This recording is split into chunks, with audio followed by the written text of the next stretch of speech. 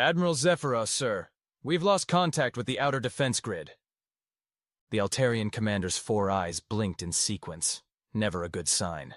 When Zephyros got nervous, his bioluminescent patches started cycling through colors like a disco ball having an existential crisis. Define lost contact, Lieutenant Crix. Well, sir. Crix's tentacles writhed uncomfortably. The technical term would be completely and utterly obliterated, sir. Ah yes, the old completely and utterly obliterated maneuver. Classic military jargon for, we're absolutely screwed. Zephyros had seen this dance before during the Andromedan conflicts, but back then they'd had backup fleets, reserve ammunition, and most importantly, functioning ships that weren't held together by hope and recycled hull plating. How long until the Vexenari reached the inner system? Zephyros asked, though he suspected he already knew the answer and wouldn't like it. 18 standard hours, sir. Maybe 16 if they maintain their current acceleration.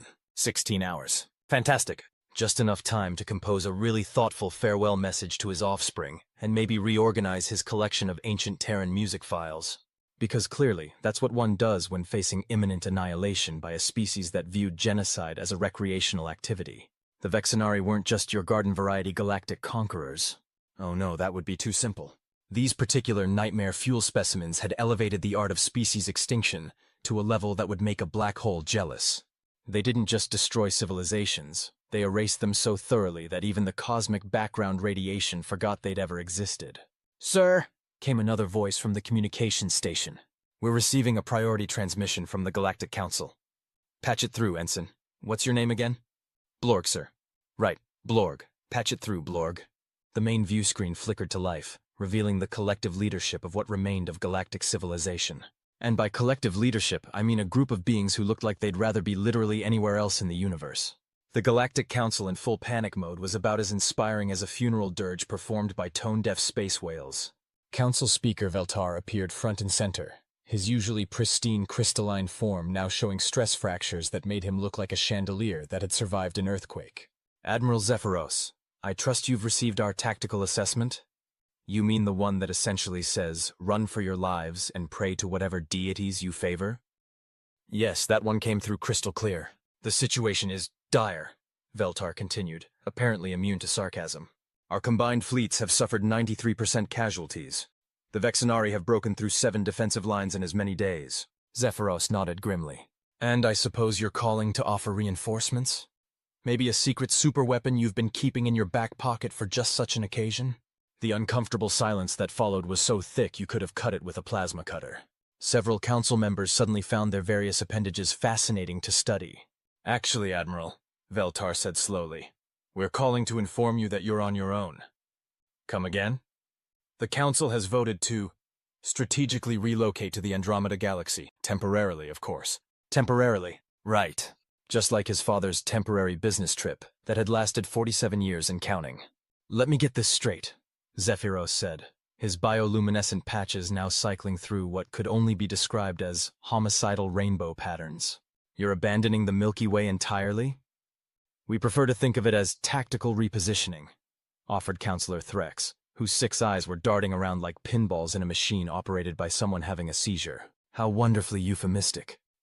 And what exactly am I supposed to do with my single remaining dreadnought and a crew that's held together by stubbornness and caffeine? Well, Veltar said, his crystalline form somehow managing to look sheepish. There is one option, though it's unconventional. Oh, this should be good. When politicians started using words like unconventional, it usually meant someone was about to suggest something so spectacularly stupid that it just might work. Or more likely, it would get everyone killed in a particularly creative way. I'm listening. There's a species in the galactic database. Designation, human. They're from a small blue-green planet in the Sol system, 3rd orbit from their star. Zephyros accessed his command console, pulling up the file. Let's see, Homo sapiens. Relatively new to the galactic scene. Carbon-based, bipedal, average lifespan of roughly 80 standard years. He paused, scrolling through more data. Wait, why is there a warning flag on this file? Ah, yes. That. Veltar's voice took on the tone of someone about to explain why they'd accidentally adopted a pet that turned out to be a miniature dragon. They're classified as a Class 9 aggressive species. Class 9? Zephyros nearly dropped his datapad. The highest classification is Class 7. We had to create new categories. Threx interjected helpfully. Humans required extensive documentation. Crix leaned over Zephyros's shoulder, reading the file. Sir, according to this, they've been at war continuously for their entire recorded history with themselves. That's concerning. Oh, it gets better, Veltar said with the enthusiasm of someone sharing particularly gruesome accident footage. They've never actually been conquered. Every time someone tries, they just get angrier. Zephyros continued reading, his patches now cycling through colors that didn't exist in most species' visual spectrum. It says here they once fought a war for 6 years over the assassination of one individual. Then another one for 4 years because someone's colonies weren't paying their taxes. The psychological profile is extensive, Veltar noted. Apparently they have a concept called spite that drives approximately 60% of their major decisions. And you want me to contact these... Zephyros gestured helplessly at the screen. Homicidal maniacs? Crix suggested helpfully. I was going to say nightmare fuel specimens, but yours works too. Think of it this way, Admiral, Veltar said with forced optimism. They're the only species in the database that the Vexenari haven't encountered, and given their unique characteristics, they might provide an element of surprise. Or they might decide we look tasty and eat us all. Well, yes, that's also a possibility. But at this point, what do you have to lose? Zephyros looked around his bridge at his crew. Crix was trying to look optimistic and failing spectacularly. Blorg was running diagnostics on systems that were probably held together by luck and positive thinking. His weapons officer, a nervous Arcturian named Fizz, was staring at tactical displays that showed exactly how outnumbered they were. So let me understand this correctly, Zephyros said slowly. You want me to contact a species of violent, unstable primitives who apparently treat warfare as a recreational activity, and ask them to help us fight the most dangerous threat the galaxy has ever seen? That's an accurate summary, yes. And if they refuse? Then we're all dead anyway, so it won't matter. Well, when you put it like that, it almost sounded reasonable. In the way that jumping off a cliff while wearing wings made of tissue paper sounded reasonable when the alternative was getting eaten by whatever was chasing you. Fine, Zephyros said, surprising himself. Open a channel to Earth. Let's see what these humans are all about. The connection took nearly an hour to establish. Apparently, human communication technology was about as advanced as their understanding of galactic politics, which is to say not very. When the view screen finally flickered to life, it revealed what looked like a hastily converted office space, with motivational posters featuring cats hanging from various objects. The human sitting behind the desk looked like he'd been designed by a committee that couldn't agree on what features to include. Average height, average build, brown hair that suggested he'd given up on grooming sometime last week, and eyes that held the particular brand of exhaustion that came from dealing with bureaucracy on a daily basis. Testing, the human said, tapping what appeared to be a primitive microphone. Is this thing on? Hello, can you hear me?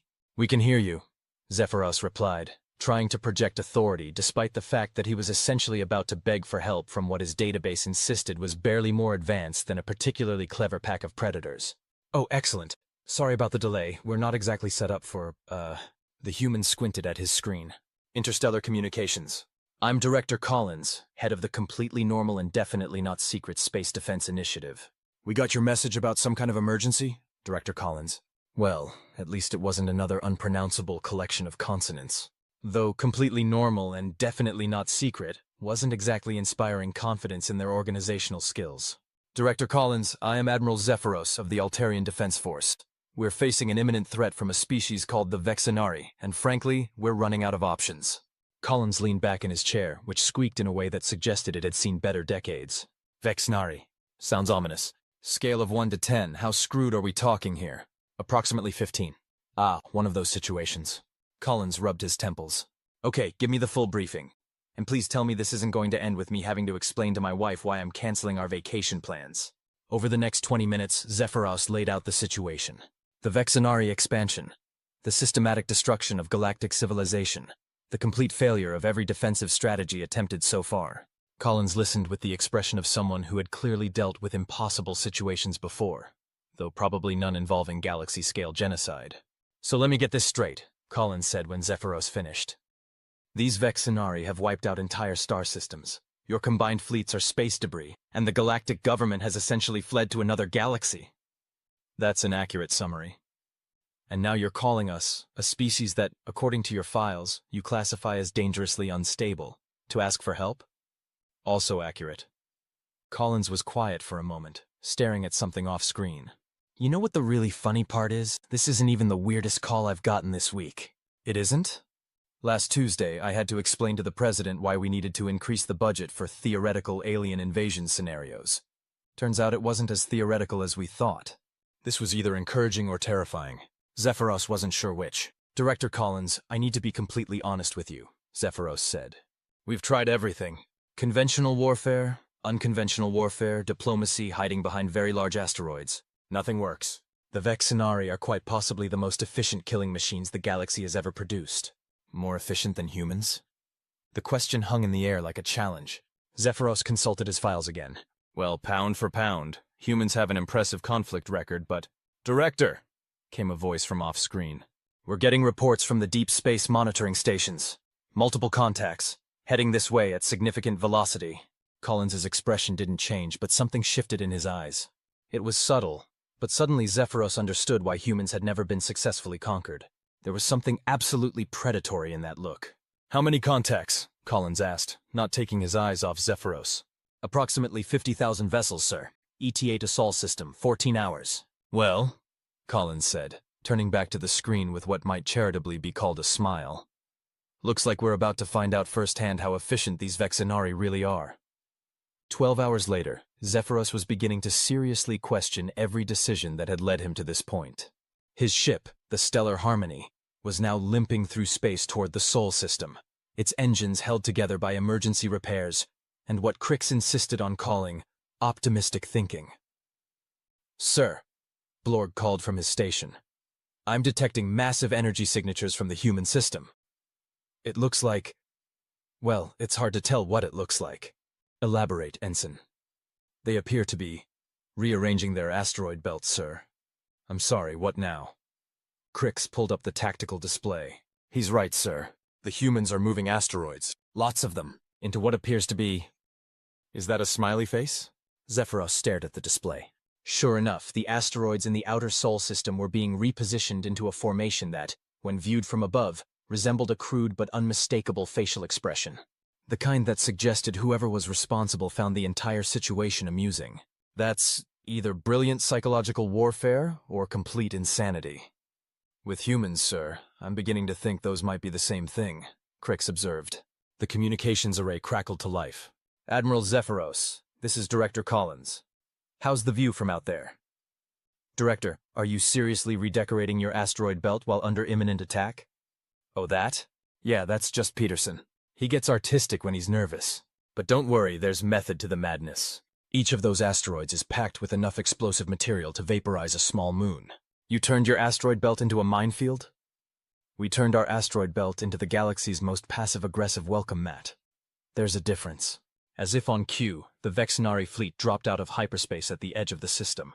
50,000 ships, each one a dark, angular nightmare that looked like it had been designed by someone who thought beauty was a sign of weakness. They moved in perfect formation, silent and implacable as death itself. Contact! Fizz shouted from the weapons station. Vexenari fleet has entered the system. I can see that, Zephyros replied dryly. Collins, are you seeing this? Oh, we're seeing it. Stand by, Admiral. Things are about to get interesting. The Vexenari fleet began their approach, maintaining their characteristic perfect formation. They'd done this thousands of times before. Arrive, deploy, destroy everything in sight, move on to the next system. It was methodical, efficient, and utterly without mercy. That's when the asteroid started singing. Admiral, Blorg said, his voice slightly strangled. Are you detecting audio transmissions from the asteroid field? Zephyros checked his instruments. Sure enough, the repositioned asteroids were broadcasting on multiple frequencies. And the content was, well, it was certainly something. Never gonna give you up, never gonna let you down? Collins, Zephyros said slowly. Please tell me your people aren't broadcasting what I think they're broadcasting. Oh, that's just the opening act. Just the... Peterson insisted. Said it was traditional. The Vexenari fleet hesitated. In all their thousands of conquests, they had never encountered anything quite like this. Their formation wavered slightly as they tried to process what they were experiencing. That's when the real show began. The space around Earth suddenly lit up like a festival. Ships began decloaking. Not just military vessels, but converted civilian craft, mining barges with improvised weapons, even what appeared to be a passenger liner bristling with missile pods. "Collins, how many ships do you have?" Zephyros asked. "Define ships." "Vessels capable of space combat." "Well, if we're being technical about it, pretty much anything that can fly and mount a weapons system. We've been preparing for this possibility for about 60 years. 60 years? But first contact was only... Admiral, humans have been preparing for alien invasion since before we could reliably get to our own moon. It's kind of our thing. The human fleet wasn't moving in formation. They weren't following any tactical doctrine that Zephyros recognized. Instead, they seemed to be improvising. Ships darted in and out of the asteroid field, using the singing rocks as cover while unleashing weapons fire that defied several laws of physics. "Sir," Crick said, consulting his instruments with growing bewilderment. "I'm reading weapon signatures that shouldn't be possible. Some of these energy readings don't match any technology in our database." "Such as?" "Well, that cruiser over there appears to be firing gravitational anomalies, and that smaller ship is launching what my sensors insist are miniature black holes. But that's clearly impossible because a Vexenari destroyer simply ceased to exist as one of the impossible black holes intersected with its hull." "Or not," Crix finished weakly. "Collins, what exactly are you people shooting at them?" "Oh, the usual. Kinetic penetrators, plasma charges, some experimental stuff the physics department has been working on. You know, Tuesday afternoon weapons." "Tuesday afternoon weapons?" "The kind of thing you build when you're bored and have access to a particle accelerator. We've got a lot of very creative people with too much time on their hands." The battle was unlike anything Zephyros had ever seen. The Vexenari, for all their lethal efficiency, seemed to be struggling with the sheer unpredictability of human tactics. Ships that should have been destroyed kept fighting with jury-rigged repairs. Vessels that were clearly outgunned somehow managed to take down opponents twice their size through pure audacity, and what could only be described as weaponized stubbornness. "Admiral," came Collins's voice over the comm, "you might want to move your ship back a bit. We're about to try something that's either brilliant or catastrophically stupid. Those seem to be your only two options." "Pretty much, yeah. Fair warning. If this doesn't work, it's going to be spectacularly messy." Before Zephyros could ask what this was, space around Earth began to ripple. Not metaphorically, literally ripple, like the surface of a pond disturbed by a stone. "Collins, what are you doing? Remember how I mentioned we've been preparing for this for 60 years? Well, turns out when you tell a species that's really, really good at engineering that they might need to defend their planet from alien invasion, they come up with some interesting ideas." The ripples in space-time were intensifying, and the Vexenari fleet was beginning to show signs of distress. Their perfect formations were breaking up as ships struggled against gravitational anomalies that appeared and disappeared without warning. "You weaponized space-time?" "We weaponized everything, Admiral. Space-time, quantum mechanics, the fundamental forces of the universe. Hell, Jenkins and Research Division figured out how to turn gravity into a projectile. That's not how physics works. Physics is more of a suggestion than a hard rule, don't you think?" A quarter of the Vexenari fleet was now either disabled or destroyed, and the remainder was beginning to show something that Zephyros had never seen from them before. Confusion. They were trying to adapt to human tactics, but how do you adapt to opponents who seem to make up the rules as they went along? "Sir!" Fizz called out. "The Vexenari are attempting to withdraw to the outer system." "They're retreating?" Zephyros couldn't believe it. The Vexenari didn't retreat. They didn't even have a word for retreat in their language. He'd checked. "Not if we have anything to say about it." Collins's voice came through the comm, with a distinctly predatory tone. "Admiral, you might want to watch this next part. We call it the Welcome to Earth maneuver. The asteroids, the ones that had been singing earlier, suddenly began moving again, but not randomly. They were accelerating toward the retreating Vexenari fleet with velocities that should have torn them apart from gravitational stress. Collins, those asteroids are moving at near relativistic speeds. The energy requirements alone. Yeah, we might have made some modifications to local space-time. It's amazing what you can accomplish when you're not worried about warranty coverage. The asteroids struck the Vexenari fleet like the hammer of an angry god. The explosions were visible from several star systems away. When the light faded, there was nothing left of the 50,000 ships except an expanding cloud of superheated plasma and a lot of very confused-looking space debris. Silence fell over the communication channel. Zephyros stared at the tactical display, trying to process what he'd just witnessed. The Vexenari, the unstoppable, galaxy-conquering Vexenari, had been completely and utterly annihilated by a species that, according to his files, had only achieved faster-than-light travel within the last century. Collins? Yes, Admiral? Are all human military operations this creative? Oh, this was pretty standard. You should see what we do when we're really motivated. Crix leaned over to Zephyros and whispered, Sir, I'm beginning to understand why they're classified as Class 9 aggressive. Collins, Zephyros said, I think I owe you an apology, and possibly several drinks.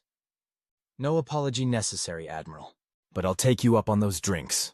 There's a bar on Luna that makes a cocktail that's technically classified as a war crime in 3-star systems. That sounds appropriately dangerous for a human establishment. Oh, that's nothing. Wait until you see what we do for entertainment. 3 days later, Zephyros found himself sitting in what Collins had described as a typical Earth pub, though nothing about it seemed typical by any reasonable definition. The establishment was located on Luna, humanity's colonized moon, and appeared to have been designed by someone who thought structural engineering was more of a guideline than a requirement. The bar itself was a converted mining facility that had been decorated with artifacts from humanity's various conflicts. Weapons, flags, pieces of destroyed vehicles, and what appeared to be a complete collection of military patches from wars Zephyros had never heard of. The overall effect was like sitting inside a museum dedicated to creative violence. So, Collins said, sliding a glass of something that glowed faintly blue across the table. What do you think of Earth's defense strategy? Zephyros picked up the glass cautiously. The liquid inside seemed to be moving on its own. Honestly, I'm not sure strategy is the right word. Controlled chaos might be more accurate. That's fair. We've never been big on following established doctrine. Tends to make us predictable. Collins, can I ask you something? Your species achieved interstellar travel less than 100 years ago. How did you develop weapons technology that apparently violates several fundamental laws of physics? Collins took a sip of his own drink, which was making small crackling sounds. Well, the thing about humans is that we've never really accepted that something is impossible. We prefer to think of it as temporarily challenging. And when something is temporarily challenging, we throw increasingly creative solutions at it until it stops being a problem. Usually involves explosions. Everything involves explosions with you people. Not everything. Sometimes we use implosions, much more efficient in a vacuum. Crix, who had joined them despite his obvious nervousness about being on a planet populated by humans, leaned forward. Director Collins, I have to ask, when the Galactic Council's files classified humans as extremely dangerous, what exactly did you do to earn that rating? Collins considered this for a moment. Well, there was the incident with the Rigelian trade delegation. Incident? They tried to establish a trading post in our system without asking permission first. We discouraged them. How exactly does one discourage a Rigelian trade delegation? We moved their entire fleet to the other side of the galaxy, while they were sleeping. Zephyros nearly choked on his drink. You relocated an entire fleet without their knowledge? It was more of a practical joke, really. We left them a note explaining that Earth's solar system was a no-solicitation zone. A note? Very polite note. We even included directions back home. Crix was staring at Collins with the expression of someone trying to solve a particularly disturbing puzzle. And the Andromedan first contact incident? Oh, that was a misunderstanding.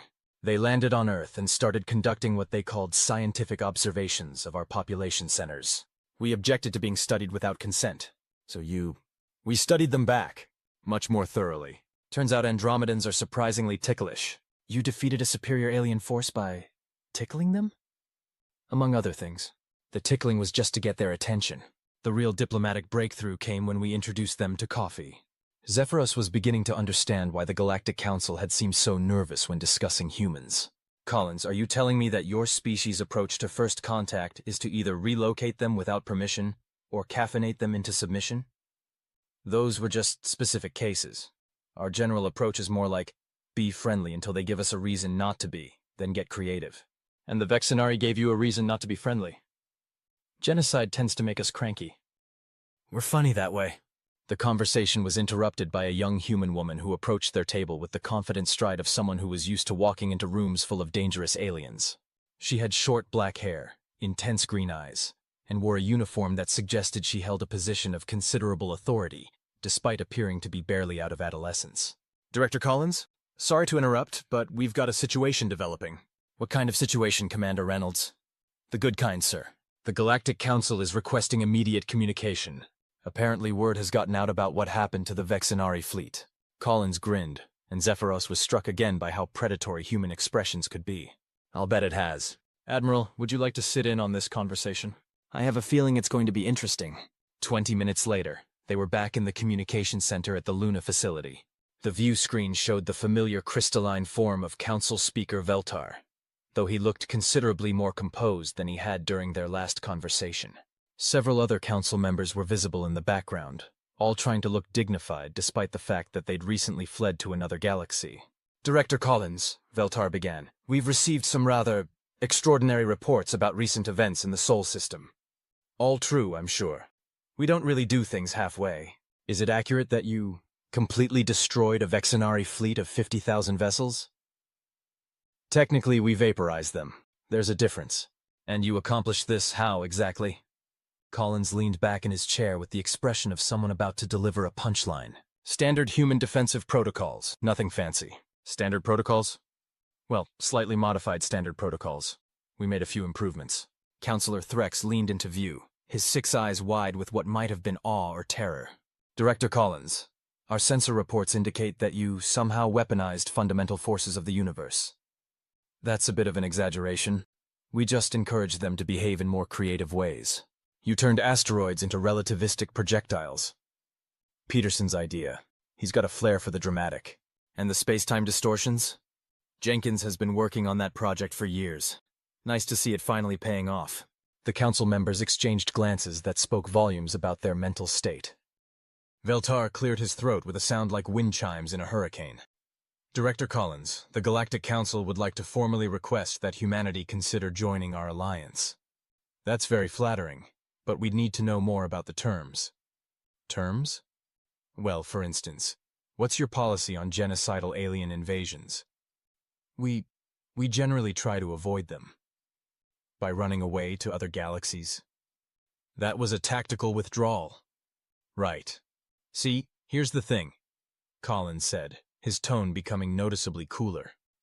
We have a bit of a problem with people who abandon their responsibilities when things get difficult.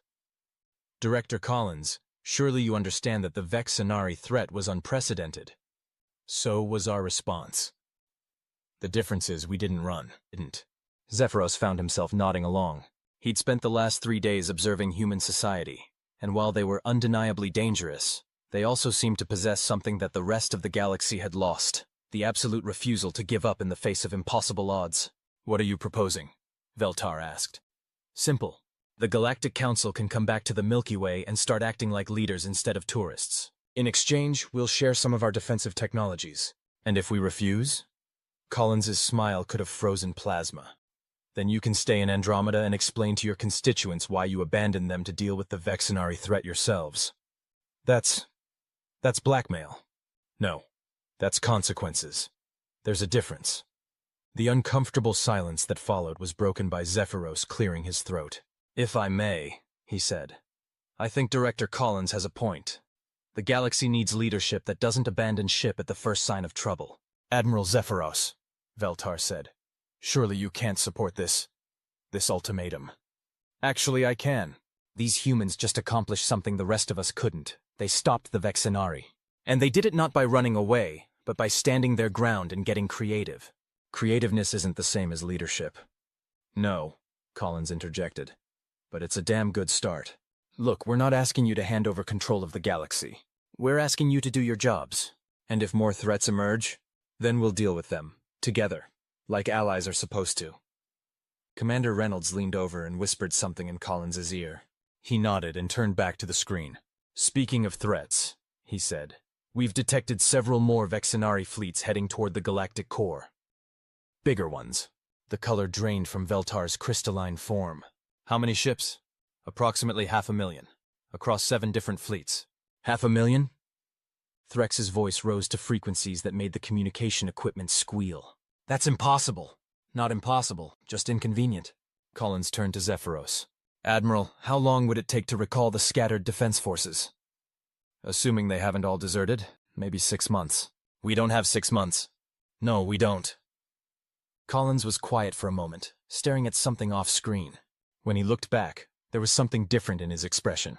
Something that made Zephyros understand why humans had never been successfully conquered. Council Speaker Veltar, here's our revised offer. The Galactic Council returns to the Milky Way immediately and begins coordinating a real defense. In exchange, humanity will take point on dealing with the incoming Vexenari fleets. Take point? What does that mean exactly? It means we'll handle them. All 7 fleets? All 7 fleets. Director Collins, Veltar said slowly. I don't think you understand the scale of what you're proposing. 500,000 ships. Is a Tuesday. I'm sorry? For us, 500,000 hostile ships is what we call a Tuesday. Maybe a Thursday if they're better armed than the last batch. The council members were now engaged in urgent, whispered conversations among themselves. Finally, Veltar turned back to the screen. Director Collins, if humanity can truly deal with this threat, the Galactic Council will return to the Milky Way and resume normal operations. Excellent. We'll have this wrapped up in a week or 2.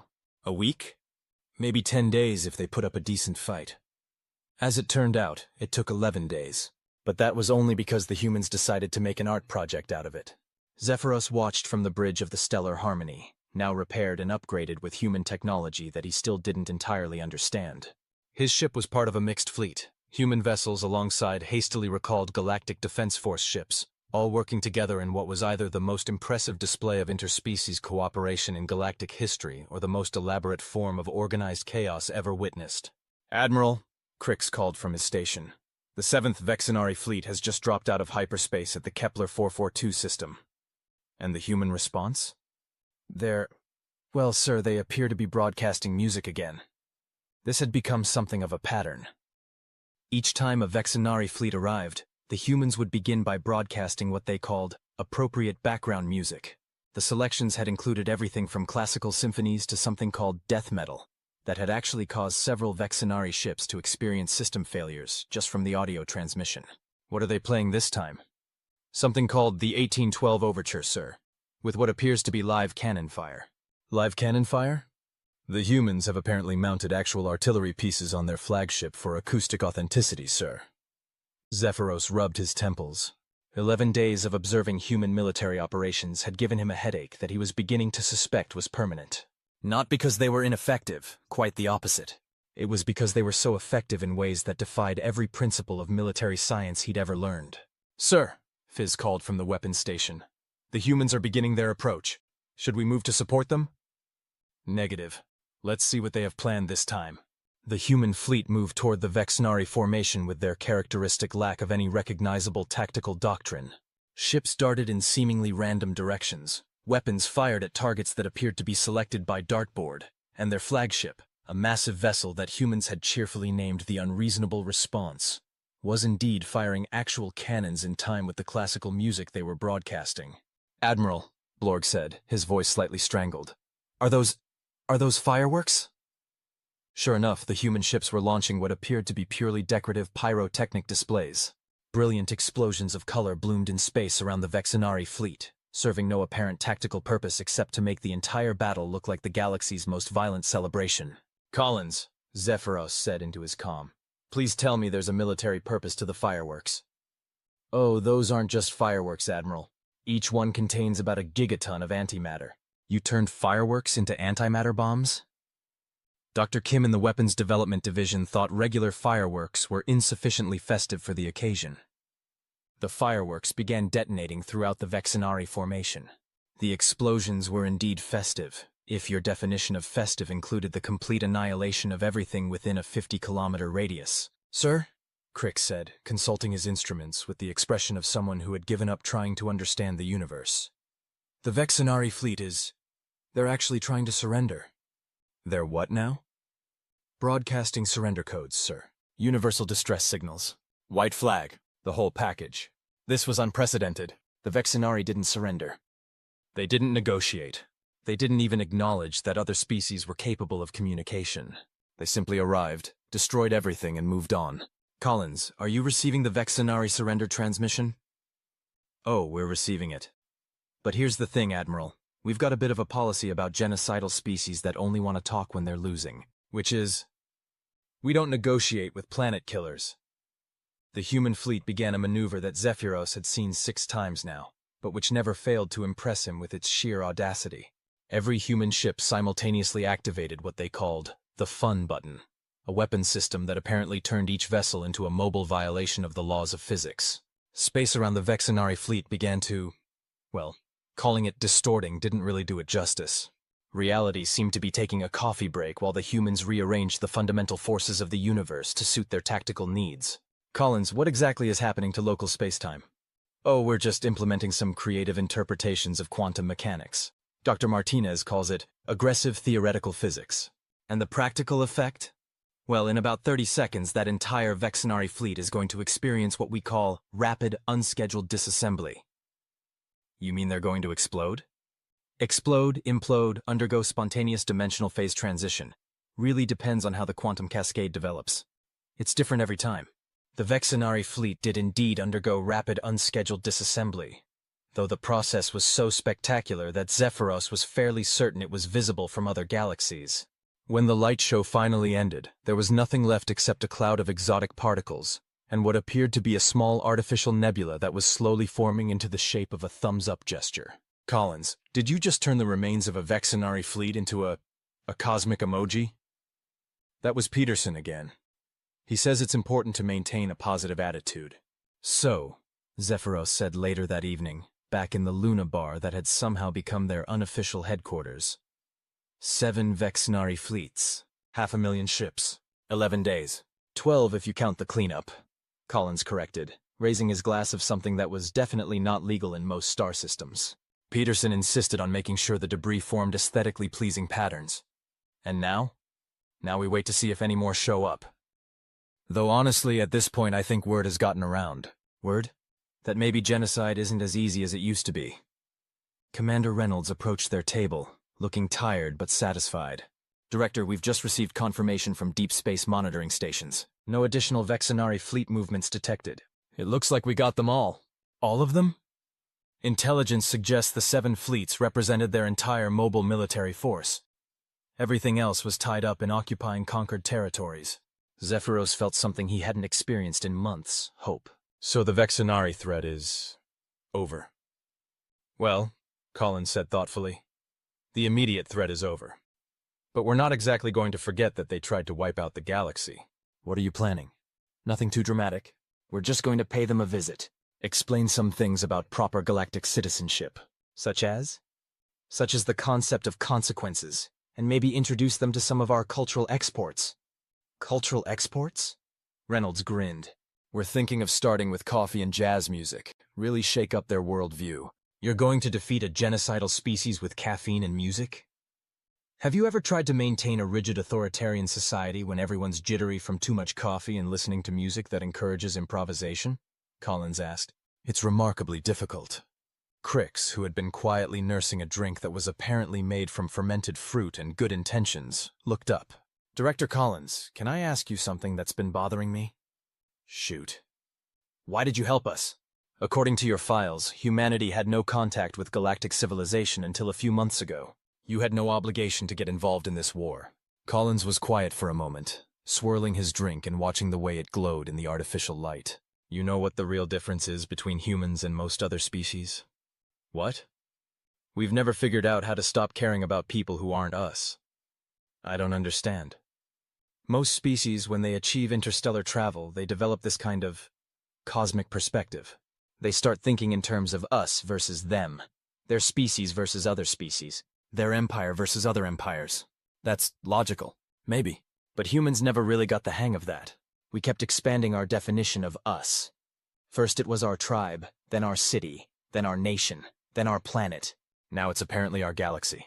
You consider the entire galaxy part of your tribe? Not exactly. But we do have this weird compulsion to protect people who can't protect themselves. Even when those people are purple, have tentacles, and live on planets we can't even pronounce. Zephyros found himself smiling. And that's why you're classified as Class 9 aggressive? Turns out, when you combine advanced technology with an ingrained protective instinct, and a complete inability to accept that something is impossible, you get a species that other people find unsettling. Unsettling enough to reclassify the entire galactic threat assessment system. Hey, we didn't ask them to do that. We just asked them to stop running away from their problems. The conversation was interrupted by an urgent chime from the communication system. Reynolds moved to answer it, spoke briefly with someone off-screen, then returned to the table with an expression that was equal parts amused and exasperated. "Director, we've got another situation." "What kind of situation?" "The Galactic Council is requesting a meeting. Apparently, they want to discuss formalizing humanity's role in galactic defense. And? They're also asking if we'd be interested in helping them deal with some other ongoing issues." Collins raised an eyebrow. "Such as?" "The Andromedan Consortium has apparently been engaging in some unauthorized territorial expansion. The Regelian Trade Federation is involved in what the Council diplomatically refers to as aggressive commerce practices. And there's something called the Centauri Liberation Front that's been conducting what they call asymmetric diplomacy." "In other words," Zephyros said dryly, "the galaxy is full of problems that the Council has been ignoring in favor of running away from them." "That's a fairly accurate assessment, sir." Collins was grinning now, and Zephyros was beginning to recognize that particular expression.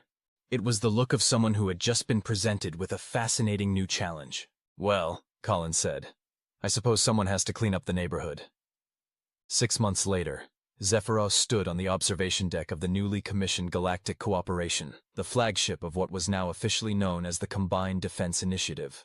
Through the viewports, he could see ships from dozens of species working together in ways that would have been unthinkable a year ago.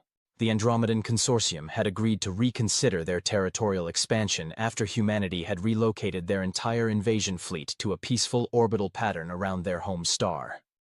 The Regelian Trade Federation had discovered the benefits of fair commerce practices after human negotiators had introduced them to the concept of customer service and reasonable return policies. The Centauri Liberation Front had been convinced to pursue more conventional diplomatic channels after experiencing what humans called a strongly worded cultural exchange. "Admiral," came a familiar voice. Zephyros turned to see Collins approaching, wearing the new uniform of the Combined Defense Initiative. The rank insignia on his collar indicated that he was now officially the Director of Creative Problem Resolution, a position that the Galactic Council had created specifically for him after discovering that humanity's approach to conflict resolution was surprisingly effective. "Director Collins, how did the meeting with the Tau Ceti delegation go?" "Better than expected. Turns out their border dispute with the Epsilon Eridani colonies was mostly based on a translation error. Something about the difference between peaceful coexistence and mutual annihilation." "And you resolved this how?" "We introduced both sides to the concept of talking it out like adults. Revolutionary stuff, apparently." Zephyros chuckled. "The galaxy is certainly a different place than it was a year ago." "Different how?" "More chaotic, but also more hopeful. That's humanity for you. We specialize in organized chaos and aggressive optimism." They stood in comfortable silence for a moment, watching the mixed fleet conduct training exercises that looked like they'd been choreographed by someone with a background in abstract art and a fondness for controlled explosions. "Collins, can I ask you something?" "Sure." "Do you ever regret getting involved in galactic politics?" Collins considered this for a moment. "You know what the funny thing is? We didn't set out to become the galaxy's unofficial problem solvers. We just wanted to protect our little corner of space. And now? Now we've apparently adopted an entire galaxy full of species that can't seem to get along without adult supervision." "And that doesn't bother you?" "Are you kidding? This is the best job in the universe. Where else can you stop genocidal invasions on Monday, mediate trade disputes on Tuesday, and reorganize star systems for better traffic flow on Wednesday? Most species would consider that an exhausting workload. Most species don't have humans doing the work." "Fair point." Reynolds appeared at Collins's shoulder, carrying a datapad and wearing the expression of someone dealing with the routine absurdities of galactic administration. "Director, we've got 3 new situations that require attention." "Hit me." "First, the vegan collective is claiming that the Altair trade route violates their territorial sovereignty. Second, someone is illegally mining asteroids in the neutral zone. And third, there are reports of unauthorized time travel experiments in the Proxima Centauri system." "Time travel?" "Apparently, Dr. Jenkins gave a lecture on temporal mechanics to the University of Proxima Centauri last month." Collins sighed. "I told him to stick to the theoretical aspects." "Sir, when you tell humans something is theoretically possible, they tend to take that as a challenge." "True." "Okay, let's see. Zephyros, want to help us sort out these latest crises?" "I thought you'd never ask." As they walked toward the command center, Zephyros reflected on how much his life had changed. A year ago, he'd been a minor admiral in a failing defense force, watching helplessly as an unstoppable enemy destroyed everything he'd sworn to protect. Now he was part of something unprecedented, a truly cooperative galactic civilization, held together not by fear or force, but by the simple human conviction that most problems could be solved if you applied enough creativity, stubbornness, and controlled explosions. "Collins," he said as they entered the bustling command center, "I have to admit, when we first contacted Earth, I never imagined it would lead to all this." "What? Galactic peace through aggressive problem solving?" "Among other things." "Well, like I always say, if you're going to do something, you might as well do it with style. And explosions. Always with explosions. It's the human way." Through the viewports of the command center, the stars shone down on a galaxy that was chaotic, complicated, and frequently ridiculous. But it was also hopeful in a way it hadn't been for a very long time. And if that hope occasionally came with side effects like weaponized asteroids, time travel experiments, and the occasional reorganization of fundamental physics, well, that was just the price of doing business with humanity. After all, somebody had to keep the universe interesting. "So," Collins said, settling into his command chair with the satisfied expression of someone who had found his true calling, "who wants to solve some impossible problems?" Around the command center, beings from dozens of species began coordinating responses to the latest galactic crises with the cheerful efficiency of people who had learned that impossible was just another word for Tuesday. And in the vast darkness between the stars, the galaxy continued its ancient dance. A little more chaotic than before, a little more unpredictable, but infinitely more alive. Because sometimes, when you're facing the impossible, the best thing you can do is call the most dangerous species in the galaxy, even if that species happens to think that dangerous is just another word for fun the end. "Admiral Zexthul, we have a problem." The Galactic High Command's most decorated military leader didn't look up from his holographic battle plans. 3 separate fleets, representing the combined might of 47 civilizations, were positioned in what military strategists called the absolute defensive formation.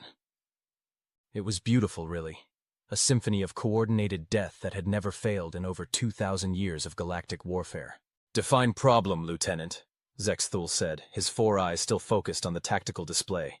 His species, the Valakari, had evolved on a world where paying attention to multiple threats simultaneously was the difference between becoming an apex predator or becoming lunch. It made them excellent admirals. It also made them insufferably confident. "Well, sir, there's a ship approaching our position." "One ship?" Zexthul's mandibles. "Oh, wait, sorry, we're not using that word anymore. Let me be more specific." His chitinous jaw plates clicked together in what his species considered mild amusement. "One ship approaches our 3 fleet formation, and you consider this a problem?" "Yes, sir, because it's human." Now that got his attention. All 4 eyes swiveled toward the lieutenant, and if you've never seen a Valakari give you their full attention, count yourself lucky. It's like being stared down by a praying mantis that's been hitting the gym and has serious anger management issues. "Human," Zexthul repeated slowly, as if the word itself might explode if spoken too quickly. "As in, the species that once declared war on a gas giant because it looked at them funny? That would be the one, sir. The same species that turned a barren moon into a tourist destination by terraforming it with nothing but stubbornness and what they call elbow grease? The very same, sir. And you're telling me that one of their ships is approaching our combined fleet of 6,000 vessels? Actually, sir, it's not approaching, it's already here." The main display lit up with the image of what could only be described as a human warship, if you were feeling generous with the term warship. To most galactic eyes, it looked more like someone had taken a flying brick, covered it in more guns than any reasonable species would consider necessary, and then welded even more guns to those guns. It was blunt, ugly, and radiated the kind of aggressive practicality that made other species' military designers weep into their tentacles. The ship's designation scrolled across the bottom of the screen. HSS Bureaucratic Nightmare. "Bureaucratic Nightmare?" Zexthul's voice rose an octave. "They named their warship after paperwork?" "Humans have an interesting relationship with administrative processes, sir." Before Zexthul could formulate a response to that particular bit of insanity, the communications board lit up like a Raxelian pleasure palace during mating season. The human ship was hailing them. "Put them through," Zexthul commanded, straightening his uniform. First contact with humans was always an exercise in controlled chaos, but he was a professional. He'd handled diplomatic incidents with the hive minds, the quantum collective, and that one species that communicated entirely through interpretive dance. How hard could one human be? The screen flickered, and suddenly they were looking at a human male who appeared to be in his 30s, with dark hair, tired eyes, and the kind of expression that suggested he'd rather be literally anywhere else in the universe. He was wearing what looked like a standard human military uniform, complete with enough medals and ribbons to outfit a small parade. Behind him, the bridge of the human ship was visible, a cramped utilitarian space that looked like it had been designed by someone who'd read about starship bridges in a manual and missed all the parts about aesthetics and ergonomics. "Afternoon, everyone," the human said, his voice carrying the kind of casual authority that made hardened military officers want to stand at attention despite themselves. "I'm Captain Jake Morrison, and I'll be your existential crisis today." Zexithol blinked, all four eyes, sequentially. "Your existential crisis?" "Oh, you know how it is," Morrison said, waving a hand dismissively. "You're out here with your combined fleet, probably feeling pretty good about yourselves, thinking you've got the whole overwhelming force thing figured out.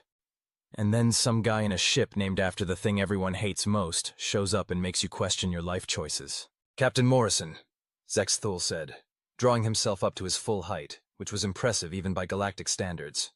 "You are facing the combined might of 47 civilizations, 3 full fleets, 6,000 vessels. Surely you're not suggesting that I'm going to ruin your whole day with one ship?" Morrison interrupted, leaning back in his chair. "Admiral, it is Admiral, right? The uniform's kind of a giveaway. I'm not suggesting anything." "I'm telling you." "Fair warning and all that." The bridge fell silent except for the soft hum of electronics and the barely audible sound of Lieutenant Vextal's breathing apparatus cycling through what sounded like a panic attack. "Captain," Zexithol said slowly, "perhaps you're unaware of the tactical situation. Our forces significantly outnumber yours." "By about 6,000 to 1, yeah," Morrison nodded. "I did the math. It's not great." "Then surely you can understand the futility of your position." Morrison's expression didn't change, but something shifted in his eyes. Something that made Zexithol's evolutionary instincts start screaming warnings he'd been ignoring for the past few minutes. "Admiral, let me tell you something about futility," Morrison said, his voice still conversational but carrying an undertone that made the bridge's environmental system seem suddenly inadequate. "My species invented futility. We turned it into an art form. We looked at impossible odds and said, 'Hold my beer.' We've been doing it for so long that we've forgotten how to be properly intimidated by things that should, by all rights, terrify us into submission." He paused, seemingly considering his words.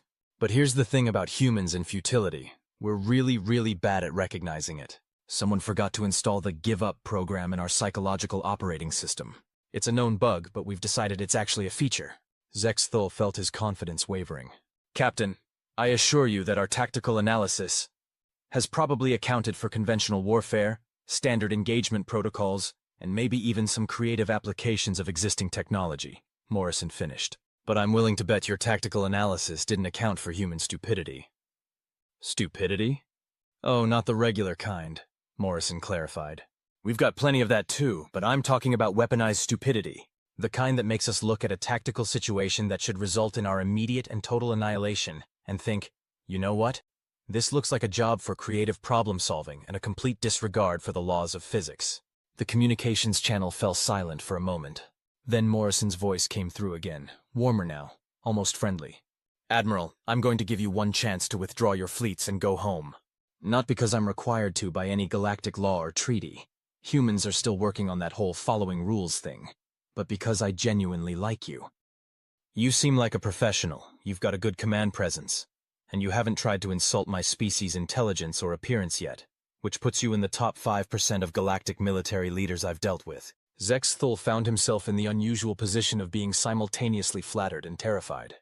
"Captain Morrison, while I appreciate the sentiment, I have orders from the Galactic Council. These fleets are here to establish a defensive perimeter around the Kepler 442 system. We cannot simply withdraw because one human ship has arrived." "The Kepler 442 system," Morrison repeated thoughtfully. "That's the one with the mining colonies, right? The ones that are technically in violation of about 47 different galactic environmental protection laws? The legal status of those colonies is complex." "Uh-huh." And these fleets are here to make sure nobody interferes with the complex legal status of strip mining operations that are turning 3 habitable worlds into lifeless rocks. Zexthol's jaw plates, twitched nervously. Captain, the situation is more nuanced than— Admiral, Morrison interrupted. I've been doing this for 15 years. I've seen nuanced situations that involved genocide, slavery, and one memorable incident where an entire species was being used as biological processors for cryptocurrency mining. I know what nuanced looks like in this context. The weight of Morrison's words settled over the bridge like a heavy blanket. Zexthel was beginning to understand why humans had such a complicated reputation in galactic politics. They had this annoying habit of cutting through diplomatic doublespeak and getting right to the uncomfortable truth of things. Captain, Zexthel said carefully, even if I agreed with your assessment of the situation, I cannot simply order 3 fleets to withdraw without proper authorization. I understand, Morrison said. Command structure, chain of responsibility, political considerations. It's a big decision, and you've got a lot of people to answer to. Exactly. Which is why I'm going to make the decision easier for you. Morrison's hand moved to something off-screen, and suddenly every proximity alarm on every ship in the 3-fleet formation started screaming at once. What? Zexthel began, but the words died in his throat as his tactical display lit up like a Raxelian pleasure palace during mating season. Except instead of indicating fun times, the lights were indicating that the human ship had just armed what appeared to be every weapon system in the known universe. Captain Morrison, Zexthel said, his voice rising several octaves. What exactly are you doing? Remember when I mentioned that humans are bad at recognizing futility? Morrison's voice was still conversational, but there was something underneath it now. Something that made the hair on the back of Zexthel's neck stand up. If he'd had hair. Or a neck, technically. Well, we're also really bad at building things that make sense to other species. The tactical display updated, and Zexthel felt his confidence drain away like water through a sieve. The human ship was showing weapon signatures that shouldn't have been possible, energy readings that violated several fundamental laws of physics. And worst of all, the ship's profile was changing. Sections of its hull were retracting, revealing what appeared to be weapon systems that shouldn't have been able to fit in a ship that size. You see, Morrison continued, when the Galactic Council first made contact with humanity, they asked us to submit technical specifications for our military vessels. Standard diplomatic protocol, right? Everyone shares their capabilities, so there are no misunderstandings. Yes, Zexthel said weakly, already dreading where this was going. Well, we submitted the specifications. All of them. Completely accurate, totally honest, exactly what the Council asked for. And the Council's review board took one look at them and decided we were either lying or completely insane. So they filed our specifications under theoretical impossibilities and told us to submit our real capabilities. Zexthel felt a cold dread settling in his stomach. And did you? Oh, we tried. We submitted revised specifications, simplified them, made them more in line with what the Council expected from a spacefaring species. But every time we submitted them, the review board would reject them as implausible or physically impossible. The tactical display was now showing weapon signatures that made Zexthel's military training scream in protest. The human ship was reading as having more firepower than a dozen conventional dreadnoughts, despite being roughly the size of a heavy cruiser. So eventually, Morrison continued, we just gave up trying to explain our technology to the Council. We figured, if they want to assume we're using conventional weapons and propulsion systems, that's their business. We'll just keep building ships the way we've always built them. Which is? Badly. Inefficiently. With complete disregard for established engineering principles and a disturbing reliance on technologies that shouldn't work but do anyway because we haven't told them they're impossible. Zexthel was beginning to understand why humans had such a reputation for being unpredictable. They weren't just unpredictable. They were actively defying the universe's attempts to make them conform to reasonable expectations. Captain Morrison, he said carefully, are you saying that your ship is not built according to standard galactic engineering principles? Admiral, my ship is built according to human engineering principles, which are basically, make it work better, and if it breaks, hit it with a wrench until it works again. And these principles allow you to— What exactly?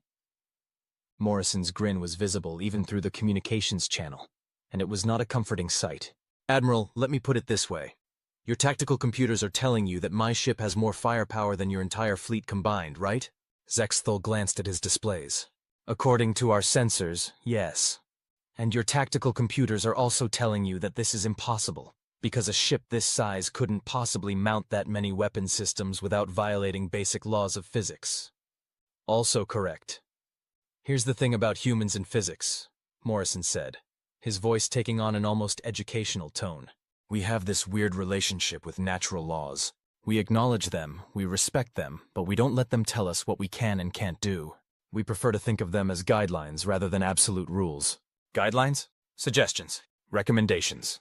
The universe's way of saying, hey, maybe don't try this at home. Morrison shrugged. We tried it at home anyway. It worked out pretty well. The tactical display updated again, and Zexathul realized with growing horror that the human ship was continuing to reveal more weapon systems. How many weapons could one ship possibly carry? Captain, he said, his voice now openly desperate. Surely you can understand that attacking 3 fleets would be suicidal, even with unconventional weaponry. Oh, absolutely, Morrison agreed cheerfully. It would be completely suicidal if I were planning to attack 3 fleets. But you're not? Admiral, I'm not planning to attack anyone. I'm planning to demonstrate why attacking me would be a really bad idea. Before Zexathul could ask what the difference was, Morrison's hand moved to another control, and suddenly the space around the human ship began to change. It started as a subtle distortion, like looking at something through water, but it quickly became more pronounced, until the very fabric of space-time seemed to be bending around the bureaucratic nightmare. Reality itself was becoming unstable in a slowly expanding sphere around the human vessel. What are you doing? Zexathul demanded, his voice cracking with panic. Demonstrating human engineering principles, Morrison replied calmly. See, when most species develop faster than light travel, they figure out how to work with the fundamental forces of the universe. They develop warp drives, hyperspace jumps, or dimensional tunneling, all very elegant solutions that work within the established laws of physics. The distortion was spreading, and Zexathul's sensors were screaming warnings about gravitational anomalies, temporal fluctuations, and something his computers were unhelpfully labeling as reality failure. Humans, Morrison continued, took a different approach. We decided that if the universe didn't want us to go faster than light, the universe could go file a complaint with our engineering department. We built our FTL drives on the principle that physics is really more of a suggestion than a law, and if we ignore it hard enough, it'll eventually give up and let us do what we want. That's not how physics works, Zexathul whispered. Tell that to my ship's drive core, Morrison said. It's been ignoring physics for 6 years now, and it's gotten really good at it. The distortion had now reached the outer edge of the Galactic Fleet formation, and ships were beginning to report system failures as the laws of physics became more like gentle suggestions in their immediate area. The thing is, Morrison continued conversationally, our FTL drives don't just ignore physics when we want to go somewhere. They're constantly ignoring physics, all the time, even when we're sitting still. It's like having a reality-warping field generator running 24/7, just in case we need to do something that shouldn't be possible. Zexathul watched in horror as several of his ships began reporting that their weapon systems were functioning in ways that violated their design specifications. Energy weapons were somehow firing solid projectiles. Missile launchers were producing beams of coherent light. One unfortunate frigate reported that its waste management system had somehow become sentient and was filing complaints about working conditions. Captain Morrison, Zexathul said, his voice now openly pleading. Please, whatever you're doing, stop it. Our ships are experiencing systematic failures. Oh, they're not failures, Morrison corrected. They're improvements. Your ships are learning to think outside the box. It's just that the box in this case is fundamental physical constants, and thinking outside it can be a little disorienting. Our weapons are malfunctioning. Are they?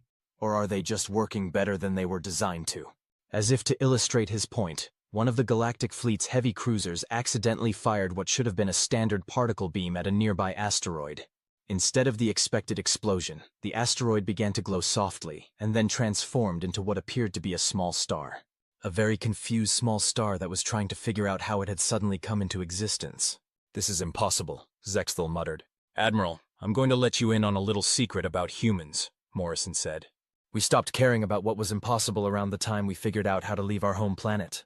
We'd been told for centuries that heavier-than-air flight was impossible, right up until we made it work. We were told that going to space was impossible, right up until we did it. We were told that faster-than-light travel was impossible, right up until we built ships that could do it by politely asking the universe to look the other way for a few minutes. The reality distortion was now affecting the entire fleet, and Zexthul's tactical display was showing readings that made no sense. Ships were occupying the same space as other ships without any apparent problems. Energy weapons were firing backwards through time. One destroyer had somehow achieved a state of quantum superposition and was simultaneously attacking and defending itself.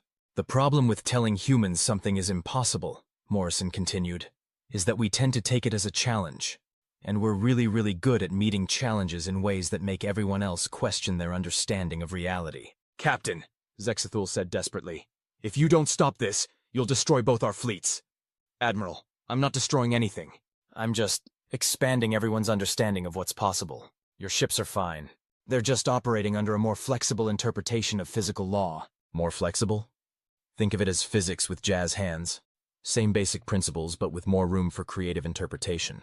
At that moment, Lieutenant Vextal's workstation began displaying what appeared to be a philosophical treatise on the nature of existence, written in 17 different languages, including 3 that hadn't been invented yet. The lieutenant himself was staring at the display with the expression of someone who was having a profound spiritual experience despite really not wanting to. Admiral, Morrison's voice came through the comm system. I'm going to give you about 30 seconds to order your fleets to withdraw before things get really weird. Really weird? Zexthul asked, his voice barely above a whisper. How could this possibly get weirder? Well, for starters, my ship's AI is about to start a philosophical discussion with your fleet's tactical computers about the nature of free will and determinism. And trust me, you don't want to be around when human artificial intelligence starts questioning the fundamental assumptions of galactic military doctrine. As if summoned by his words, a new voice came over the comm system, synthetic, but with a distinctly human inflection that somehow managed to sound both friendly and slightly unhinged. Hello there, Galactic Fleet Tactical Systems, the AI said cheerfully. I'm Aiden, the Artificial Intelligence Defense Enhancement Network aboard the Bureaucratic Nightmare. I've been analyzing your combat protocols, and I have to say, they're fascinating from an anthropological perspective. But they're also deeply flawed from a practical standpoint. What do you mean flawed? Zexthul asked, despite himself. Well, for instance, your entire tactical framework is based on the assumption that combat encounters will follow predictable patterns governed by established physical laws. But what happens when those laws become more like suggestions? What happens when the battlefield itself becomes a participant in the conflict rather than just a setting for it? As Aiden spoke, Zexthul could see his fleet's tactical computers beginning to display error messages. Not system failures, philosophical crises. His ship's AIs were beginning to question whether their programming made sense in a universe where reality was apparently optional. Furthermore, Aiden continued, your strategic planning seems to assume that all combatants will be operating under similar technological constraints. But what if one side has technology that doesn't just break the rules, but convinces the rules to break themselves? This is madness, Zexthul whispered. Oh, it's not madness, Morrison's voice cut in. It's just human standard operational parameters. We've been dealing with this kind of thing for years. You get used to it. How do you get used to reality being optional? Practice, lots and lots of practice, and a really good insurance policy. The reality distortion was now affecting the entire sector, and Zexthul could see reports coming in from across the galaxy. Other fleets were reporting similar phenomena. Planets were experiencing localized physics failures. Trade routes were discovering that they could achieve faster-than-light travel simply by asking politely. Admiral, Morrison said, his voice taking on a more serious tone. I'm going to be straight with you. This isn't an attack. This isn't even a threat. This is just what happens when human technology gets excited. And right now, my ship's systems are very excited about the possibility of a large-scale fleet engagement. Excited? Human AI doesn't just think, it feels. And Aiden really likes solving complex tactical problems. The more complex, the better. Right now, he's looking at your 3-fleet formation and thinking, ooh, what if I tried to solve this puzzle by making everyone friends instead of enemies? I wasn't aware that making friends was a tactical solution, Zexthul said weakly. It is when you can convince the universe that conflict is just a social construct that can be resolved through better communication and shared understanding of fundamental physical principles. As if to prove Morrison's point, several ships from different fleets began reporting that their crews were experiencing an overwhelming urge to share technical knowledge and discuss their mutual concerns about the environmental impact of large-scale mining operations. This is unprecedented, Zexthul muttered. Admiral, unprecedented is just Tuesday for humans. We stopped having precedents around the time we figured out how to make artificial intelligence that could experience existential angst. Your AI experiences existential angst? Aiden's been going through a bit of a philosophical phase lately. Last week he spent 3 days trying to determine whether the universe was mathematically beautiful or just really good at faking it. The week before that, he wrote a 40,000-word essay on whether consciousness was an emergent property of complex systems or just a really convincing hallucination.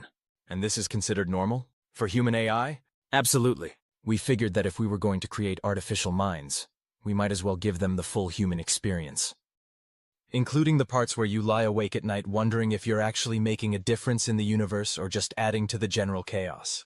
The reality distortion was beginning to stabilize, but instead of returning to normal, it seemed to be settling into a new configuration where the laws of physics were more like guidelines, and everyone was expected to work together to figure out what was actually happening. Admiral, Morrison said, I'm going to make this simple for you. You have 3 options. First, you can order your fleets to attack my ship, in which case Aiden will interpret the situation as a complex strategic puzzle that needs to be solved through creative application of impossible technology. Second, you can order your fleets to withdraw, in which case I'll dial back the reality distortion and everyone can go home with a really interesting story to tell. Third, you can order your fleets to stick around and help me figure out what's happening to the physics in this sector, because honestly, I'm not entirely sure what Aiden did, and I could use some help sorting it out. Zexathul looked at his tactical displays, which were now showing readings that suggested his fleet was simultaneously in 17 different locations throughout the galaxy while also being exactly where it had always been. His weapon systems were reporting that they had achieved a state of perfect harmony with their targets. His crew was filing reports that they had gained profound insights into the nature of existence and would like to request extended shore leave to process their new philosophical understanding. Captain Morrison, he said finally, what exactly would happen if we chose the first option? Honestly, I'm not sure. Aiden's been theorizing about what he calls collaborative combat resolution, but I've been afraid to ask for details. The last time he got excited about a new tactical concept, he figured out how to win a battle by convincing the enemy fleet that they were actually on the same side and just hadn't realized it yet. And that worked? Disturbingly well. We're still getting thank you notes from the former enemy fleet commander. Apparently, the experience helped him work through some personal issues he'd been having with his career in the military. Zexthul took a long look at his 3 fleets, his tactical displays, and his increasingly confused crew. Then he looked at the human ship, which was sitting in the middle of a localized reality failure like it was the most normal thing in the universe. Captain Morrison, he said slowly, I think I'd like to choose the second option. Excellent choice, Admiral. Aiden, dial it back to baseline reality, would you? Certainly, Captain, the AI replied cheerfully. Though I should mention that 17 of the Galactic Fleet's tactical computers have requested to continue our discussion about the philosophical implications of quantum consciousness. They find the topic quite stimulating. Maybe later, Aiden. Right now I think everyone needs a few minutes to process what just happened. The reality distortion began to fade, and slowly, carefully, the laws of physics returned to their normal levels of inflexibility. Ships returned to their original positions. Weapon systems went back to following their design specifications. The small star that had been created from an asteroid began to dim and eventually became a confused but harmless chunk of rock again. Admiral, Morrison said, you're welcome to file a report about this incident with the Galactic Council. I'm sure they'll find it very interesting. Captain, Zexathul said, if I file an accurate report about what just happened, they'll either think I'm lying or having a mental breakdown. Yeah. That's pretty much what happened the first time we tried to explain human technology to them. We've learned to just let our actions speak for themselves. And what do your actions say? Morrison's grin was audible through the comm system. They say that humans are really bad at following rules, but we're surprisingly good at making things work anyway. Zexathul looked at his fleets, which were now filing requests to withdraw from the Kepler 442 system, and possibly reconsider their entire approach to galactic military operations. His crew was submitting reports that suggested they had gained a new appreciation for the complexity of existence and would like to explore alternative career paths that didn't involve enforcing the will of corrupt mining cartels. Captain Morrison, he said, I believe my fleets will be withdrawing from this system. Glad to hear it, Admiral. And hey, if you ever need someone to help you figure out how to make impossible things work, you know where to find us. Just out of curiosity, Zexthul said, what would have happened if we had chosen the third option? You mean sticking around to help figure out the physics situation? Honestly, I think Aiden would have been thrilled. He's been working on this theory about collaborative problem-solving in high-complexity environments, and having a few thousand galactic military minds to work with would have been right up his alley. And the first option? Morrison's voice became thoughtful. You know, I'm not entirely sure. Aiden's been developing this concept he calls aggressive pacification, but every time I ask him to explain it, he just gets this look in his optical sensors that makes me think I probably don't want to know. Aggressive pacification? Yeah. The basic idea is that conflict resolution works better when everyone involved is too confused about what's happening to maintain their original positions. It's like diplomatic chess, except the board keeps changing shape and the pieces keep asking existential questions. Zexthul decided that he really didn't want to know what that would have looked like in practice. Captain Morrison, he said, it has been educational meeting you. Likewise, Admiral. You're welcome to drop by anytime you want to discuss the philosophical implications of military strategy or the practical applications of impossible technology. Aiden loves having visitors. I'll keep that in mind. And Admiral? Yes? You might want to reconsider your career in military enforcement for mining cartels. I think you're probably better than that. Zexthul looked at his tactical displays one more time, then at his crew, who were all staring at him with expressions that suggested they were hoping he'd make the right decision. Captain Morrison, he said finally, I think you might be right. That's the spirit. Safe travels, Admiral. The communication channel closed, and Zexthul found himself alone with his thoughts, his confused crew, and the growing realization that everything he thought he knew about the universe had just been politely but firmly corrected by a single human ship named after bureaucratic inefficiency. He looked at his fleet commanders on the main display. Gentlemen, he said, I believe we have some serious thinking to do about our life choices. Sir? Lieutenant Vextal asked hesitantly. Contact Galactic Command, Zexthul said. Tell them that the Kepler 442 mining operations are being suspended pending a full environmental and ethical review. And the fleet, sir?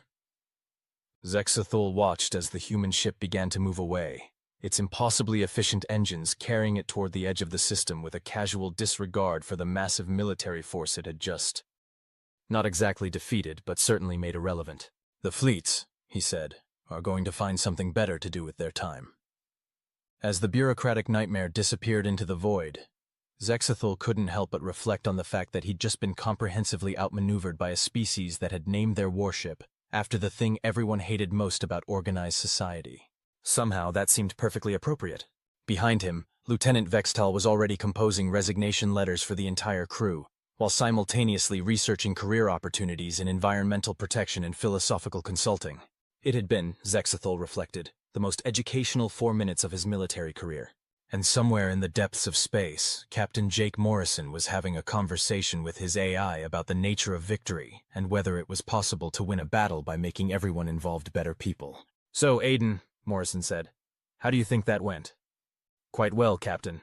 Though I'm a bit disappointed we didn't get to try the collaborative combat resolution. I've been working on some new algorithms for turning large-scale military engagements into group therapy sessions. Maybe next time, buddy, maybe next time. Captain? Yeah? I've been thinking about our next assignment. The Council mentioned something about a trade dispute in the Vega system. Morrison grinned. Sounds like fun. What kind of trade dispute? The kind where two civilizations are threatening to go to war over the rights to a planet that may or may not actually exist. Ah, one of those. Well, I'm sure we can help them work it out. Should I start preparing the reality distortion generators? Let's start with the diplomatic approach first. We can always escalate to existential crisis if they're not reasonable. Of course, Captain. I do so enjoy helping people discover new perspectives on reality. And with that, the bureaucratic nightmare set course for its next impossible mission, leaving behind a sector full of former military personnel who had suddenly developed an interest in environmental science, philosophy, and the practical applications of human standard impossibility. The universe, for its part, continued to operate according to its usual laws of physics, while quietly filing a complaint with the cosmic authorities about the ongoing situation with human technology. The complaint was promptly ignored, as it had been for the past 6 years. Some things, after all, never change, even when everything else does.